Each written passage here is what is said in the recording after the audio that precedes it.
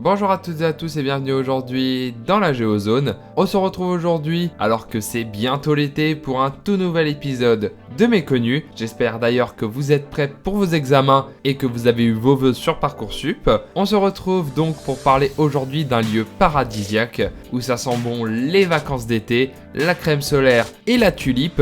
Oui, parce qu'aujourd'hui on va parler de Aruba, une île néerlandaise dans les Antilles. Aruba est donc une petite île des Antilles située juste au large des côtes vénézuéliennes. Proche d'une autre île que l'on connaît un tout petit peu plus, c'est Curaçao. On en reparlera sûrement un jour sur la chaîne, mais par exemple c'est là que Amixem est allé faire son petit tour de scooter sous-marin. Mais on n'est pas là pour parler de cette île. Aruba fait 193 km² et est très plate comme les Pays-Bas avec un point culminant à 188 mètres d'altitude. Et également elle possède très peu de végétation tropicale, mais plutôt des plages de sable fin pour les touristes. Malgré l'air frais de l'Atlantique, il y fait extrêmement chaud, c'est-à-dire plus de 23 degrés toute l'année, idéal pour aller faire la bronzette donc. Les plus grandes villes de l'île sont Nord, Santa Cruz, Sint-Nicolas et la capitale Oranjestad avec ses 30 000 habitants. L'île possède d'ailleurs un total de 112 000 habitants et parmi ces 112 000 habitants, les 2/3 sont des papiamentos, c'est-à-dire de façon ultra synthétique des créoles venant des Antilles néerlandaises. Les autres groupes ethniques majoritaires sont les Espagnols, les Anglais et les Néerlandais avec seulement 5% de la population, alors que l'île leur appartient. D'ailleurs, 83% des Arubais parlent le papiamentos, ce qui en fait la langue majoritaire sur l'île.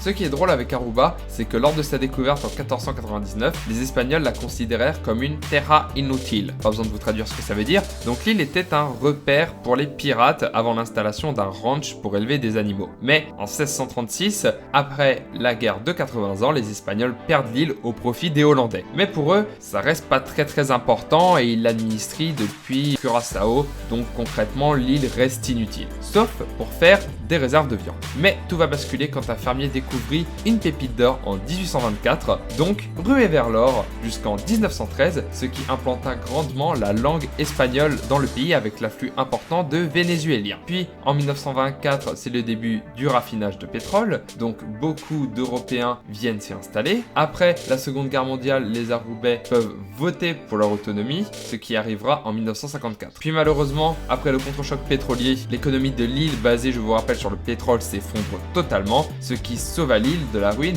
c'est le tourisme, avec aujourd'hui entre 600 000 et 1 million de touristes qui viennent se prélasser tous les étés sur les plages d'Aruba. À Aruba, vous pouvez faire de la plongée ou encore louer un petit catamaran pour découvrir l'île, mais ne faites pas les tours de l'île en jeep car c'est trop contraignant. Louez-en une plutôt la journée et découvrez l'île par vous-même. Pour vous y rendre, ça sera 720 $, les billets d'avion les moins chers depuis Paris. Merci d'avoir suivi cette vidéo, j'espère qu'elle vous aura plu. N'hésitez pas à laisser un petit pouce en l'air si jamais ça vous a fait penser aux vacances. Il y a également mon Utip si vous voulez faire un petit don et encore mes réseaux sociaux dans la description. Moi, je vous laisse, à la prochaine dans la Géozone. Ciao!